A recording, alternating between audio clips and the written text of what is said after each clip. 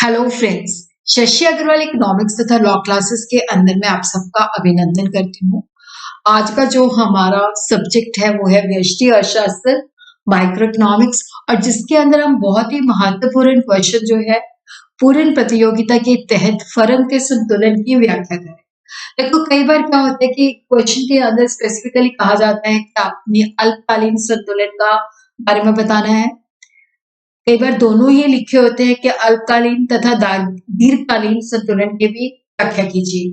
और हमारा जो चैप्टर है ये पूर्ण प्रतियोगिता में फर्म तथा उद्योग का संतुलन। तो अगर आपको मेरा ये एफर्ट सही लगता है तो डू लाइक माय वीडियो, इसको शेयर कीजिए और मेरे चैनल शशि अग्रवाल इकोनॉमिक्स तथा लॉ क्लासेस को सब्सक्राइब कीजिए अगर आपने पहले सब्सक्राइब नहीं किया हुआ। तो ये मेरी ऐप है एडुसन ऐप, जिसको आप गूगल प्ले स्टोर से डाउनलोड कर सकते हो। ये जो ऐप है commerce, economics and management students को काफी सारा फ्री स्टडी मटेरियल और काफी सारे फ्री मॉक टेस्ट प्रोवाइड करती है।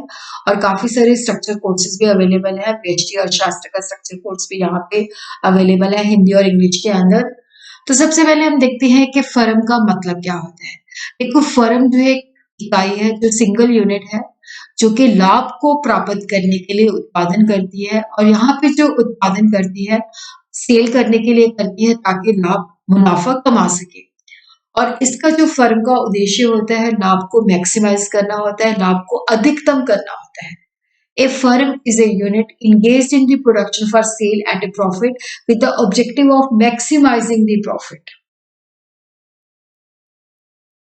फर्म के संतुलन का जो अर्थ है कि देखो, फर्म जो होती है किस वक्त संतुलन में होती है, जब वो अपनी उत्पादन की मात्रा से संतुष्ट होती है, जब वो ना तो उत्पादन को बढ़ाना चाहती है ना ही कम करना चाहती है।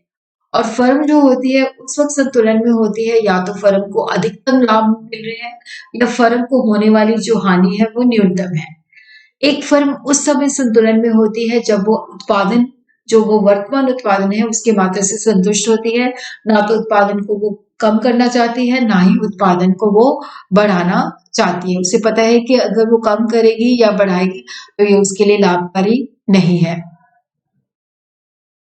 तो फर्म के संतुलन की शर्तें क्या है या अधिकतम लाभ हम किस तरह से निर्धारित कर सकते हैं? तो दो अप्रोचेज हैं। फर्स्ट है अधिकतम लाभ। फर्म जो होती है उस वक्त संतुलन में होती है जब उसको अधिकतम लाभ प्राप्त होते हैं।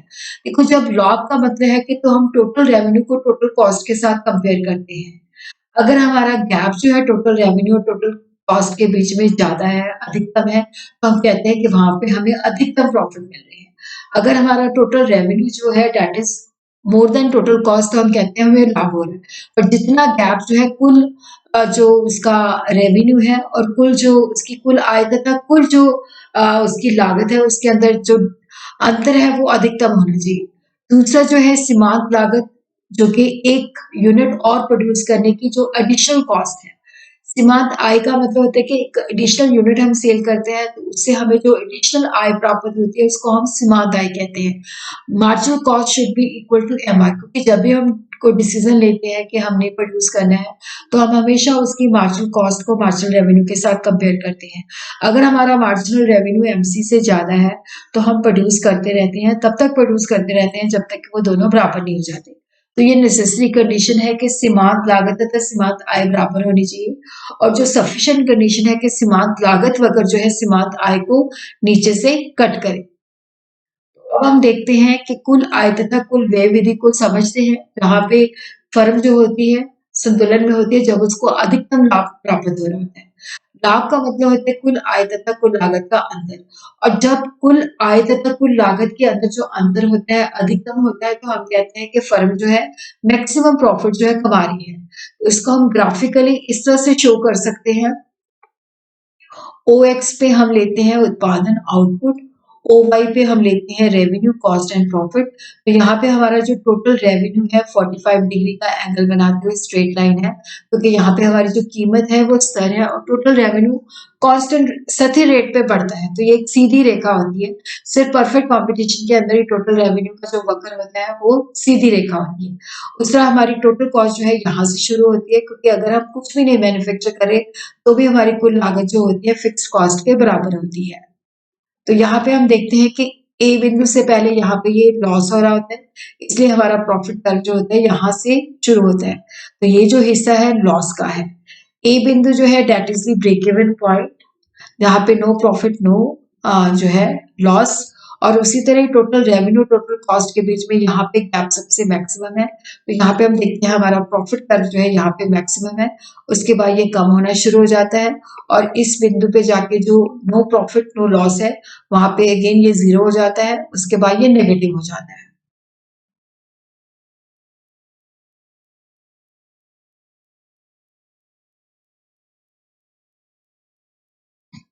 सीमांत लागत तथा सीमांत आय विधि, देखो जो आवश्यक शर्त है वो है कि हमारा जो सीमांत लागत है तथा सीमांत आय जो है एक दूसरे के बराबर होनी चाहिए, परंतु ये सफिशिएंट नहीं है, प्राप्त शर्त नहीं है। प्राप्त शर्त ये है कि सीमांत लागत वगैरह जो है सीमांत आय को नीचे से कट करे और सीमांत लागत का जो ढलान है वो सीमांत आय से अधिक होनी चाहिए। तो ये सफिशिएंट कंडीशन है। अगर ये दोनों कंडीशन पूरी होगी तो वहां पे हमारा संतुलन होगा। तो यहाँ पे हम देखते हैं कि ओ एक्स पे हमने आउटपुट लिया है और ओ वाई पे हमने रेवेन्यू कॉस्ट लिया है। तो यहाँ पे ये जो प्राइस है ये इंडस्ट्री ने फिक्स किया है। फर्म जो होती है प्राइस टेकर होती है। तो यहाँ पे A R is equal to M R, औसत जो आय है औसत सीमांत रेवेन्यू के बराबर है। तो यहाँ पे ये हमारा सीमांत लागत वक्र है जो कि पहले फॉल करता है, यू शेप का होता है, फिर मिनिमम पॉइंट, उसके बाद ये राइज करना शुरू हो जाता है। तो हम सोचेंगे कि एफ के ऊपर भी तो एम सी एम आर के बराबर है, ये ऊपर से कट कर रहा है। देखो उसके बाद भी अगर हम प्रोड्यूस करते हैं तो हमारा एम आर ज्यादा है। तो ई बिंदु जो है ये संतुलन है जहां पे हमारी M C is equal to M R और एम सी जो है एम आर को नीचे से कट कर रही है। तो यहाँ पे हमारी दोनों कंडीशन सेटिस्फाई होती है। तो ई जो है that is the point of संतुलन, क्योंकि यहाँ पे हमारी दोनों शर्तें बराबर हो रही है। सीमांत लागत जो है सीमांत आय के बराबर है और सीमांत लागत जो है सीमांत जो आय है उसको नीचे से कट कर रही है। इसी तरह हम देखते हैं कि फर्म जो है उसका शॉर्ट रन के अंदर संतुलन किस तरह से निर्धारित होता है। देखो शॉर्ट रन या अल्पकालीन वो अवस्था होती है जब जो है वहां पे फिक्स फैक्टर्स होते हैं, वेरिएबल फैक्टर्स होते हैं। तो जब हमने प्रोडक्शन को बढ़ाना होता है तो हम वेरिएबल फैक्टर को जो है चेंज करते हैं। तो शॉर्ट पीरियड के अंदर जो फर्म है उसको जो संतुलन है उसकी 3 अवस्थाएं हो सकती है। संतुलन के अंदर हो सकता है कि उसको असामान्य लाभ जिसको हम सुपर नॉर्मल प्रॉफिट, या ये भी हो सकता है सामान्य लाभ प्राप्त हो, या ये भी हो सकता है क्योंकि शॉर्ट पीरियड के अंदर फर्म जो है इंडस्ट्री को छोड़ के नहीं जा सकती, तो उसकी कोशिश होती है कि उसको न्यूनतम हानि हो। तो 3 सिचुएशंस हैं, super normal profit and minimum losses, जिसको हम वन बाय वन करके जो है समझेंगे। तो यहाँ पे हम देखते हैं कि सुपर नॉर्मल प्रॉफिट के अंदर देखो कंडीशन वही है, कहाँ पे फर्म संतुलन में होती है, जहाँ पे सीमांत लागत तथा सीमांत आय बराबर होती है और सीमांत लागत वगैरह जो है सीमांत आय को नीचे से कट करती है। अब हम देखते हैं कि देखो सुपर नॉर्मल प्रॉफिट कब होता है, जब हमारा जो है एवरेज रेवेन्यू जो है एवरेज कॉस्ट से ज्यादा है। संतुलन में एक फर्म जो है सुपर नॉर्मल प्रॉफिट तब कमाती है जब उद्योग के द्वारा जो निर्धारित औसत कीमत जो प्रति यूनिट मूल्य है औसत लागत से ज्यादा होती है। तो इसको हम इस तरह से ग्राफिकली शो कर सकते हैं। देखो यहाँ पे आपने लेना है ओ एक्सिस पे आउटपुट और ओ वाई पे रेवेन्यू कॉस्ट। इसको लिखने की आवश्यकता नहीं होती क्योंकि वहां पे हमारे पास जो है लिमिटेड टाइम होता है और ये जो प्राइस है that is determined by the industry, A R is equal to M R. तो ये हमारा एवरेज कॉस्ट कर्व है जिसकी शेप जो है यू शेप है और मार्जिनल कॉस्ट जो है इसके मिनिमम पॉइंट से गुजरता है। तो यहाँ पे हम देखते हैं कि ई बिंदु पे एमसी जो है एमआर को कट करती है और ये नीचे से कट करी है, तो ये हमारी संतुलन की शर्तें पूरी करती है। तो यहाँ पे हम देखते हैं कि ये जो प्राइस है ये यहाँ पे ये जो ई बिंदु है डेट इज द संतुलन का, जहाँ पे MC is equal to MR और यहाँ पे ई बिंदु पे ये प्राइस जो इंडस्ट्री द्वारा फिक्स है। तो यहाँ पे हमारी ये जो है लागत है। तो यहाँ पे हम देखते हैं कि एवरेज रेवेन्यू जो है एवरेज कॉस्ट से ज्यादा है, तो ये सारा हिस्सा जो है सुपर नॉर्मल प्रॉफिट का है। तो इस तरह से आपने वहां पे एग्जाम के अंदर ग्राफ के साथ साथ व्याख्या भी लिखनी है जो मैंने अभी आपको बताई है। उसके बाद हम देखते हैं नॉर्मल प्रॉफिट। देखो नॉर्मल प्रॉफिट का मतलब होता है सामान्य लाभ। तो यहाँ पे भी कंडीशन वही है कि MC is equal to MR और MC MR को नीचे से कट करें। तो नॉर्मल प्रॉफिट कब होते हैं? जब जो हमारी एवरेज कॉस्ट है वो एवरेज रेवेन्यू के बराबर होती है, क्योंकि जो नॉर्मल प्रॉफिट होते हैं वो एवरेज कॉस्ट का ही हिस्सा होती है। संतुलन में एक फर्म सामान्य लाभ कब कमाती है? जब योग के द्वारा जो निर्धारित औसत कीमत होती है और औसत लागत दोनों बराबर होती है। तो इस तरह से हम इसको ग्राफिकली शो कर सकते हैं। तो यहाँ पे हम देखते हैं ये जो ये जो प्राइस है इंडस्ट्री के द्वारा फिक्स है। ई जो है यहाँ पे MC is equal to MR और MC जो है ये MR को नीचे से कट कर रहा है, तो ई जो है संतुलन का बिंदु है। तो यहाँ पे हम देखते हैं जितनी प्राइस है उतनी ही लागत है, तो फर्म को जो है सामान्य लाभ प्राप्त हो रहे हैं, नॉर्मल प्रॉफिट मिल रहा है।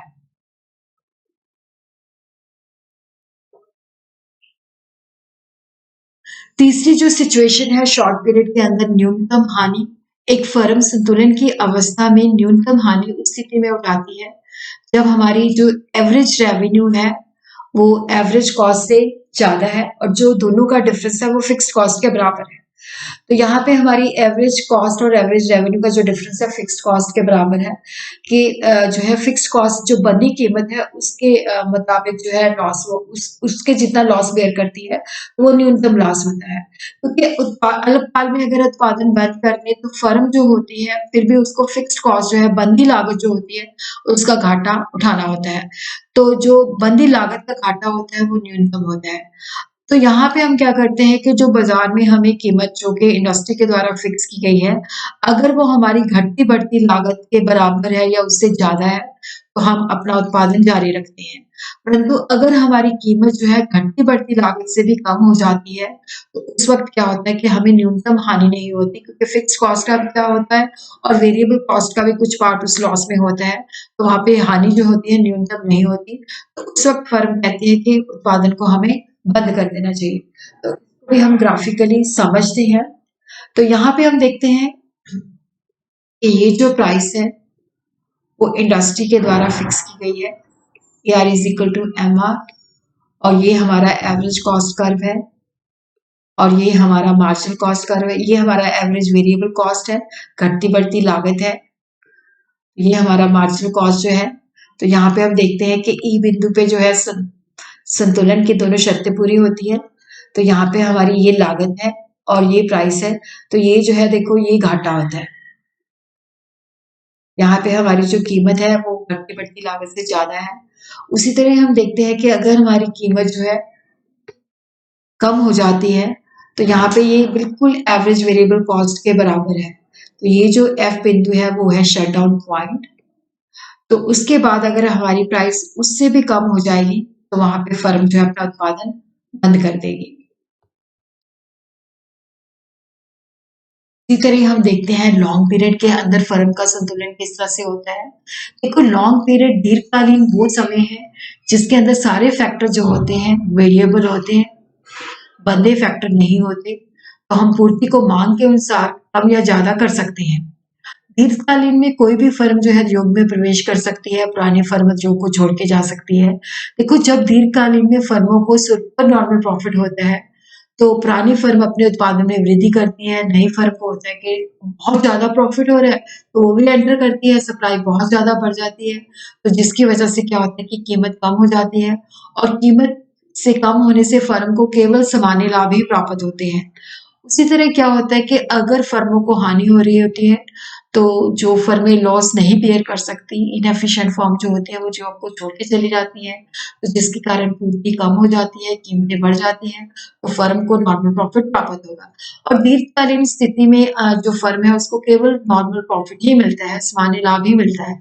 तो यहाँ पे जो कंडीशन है LMC is equal to MR is equal to AR और मिनिमम LAC, तो इसको हम ग्राफिकली इस तरह से शो कर सकते हैं।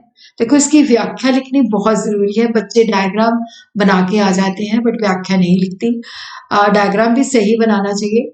OY पे हम रेवेन्यू एंड कॉस्ट लेते हैं, OX पे हम आउटपुट लेते हैं और ये जो प्राइस है ये इंडस्ट्री के द्वारा निर्धारित है, जहाँ पे एवरेज रेवेन्यू जो है MR के बराबर है। तो ये हमारा long run average cost curve है और यहाँ पे एक short run average cost curve जो है इसके मिनिमम पॉइंट को कोइंसाइड करता है। ये हमारा SMC है, शॉर्ट रन मार्जिनल कॉस्ट है ये हमारा लॉन्ग रन मार्जिनल कॉस्ट है। तो ए बिंदु जो है this is the point of equilibrium, जहाँ पे क्या होता है कि MC is equal to M R, और MC एम आर को नीचे से कट कर रही है, और यहाँ पे हमारी कंडीशन भी सेटिस्फाई हो रही है। Short run marginal cost is equal to LMC is equal to MR is equal to AR, और जो LAC का मिनिमम पॉइंट के बराबर है। तो E जो पॉइंट है that is the equilibrium output, और यहाँ पे OQ जो है हमारा ऑप्टिमम आउटपुट है। और यहाँ पे हम देखते हैं कि जो फर्म है उसको नॉर्मल प्रॉफिट मिल रहा है।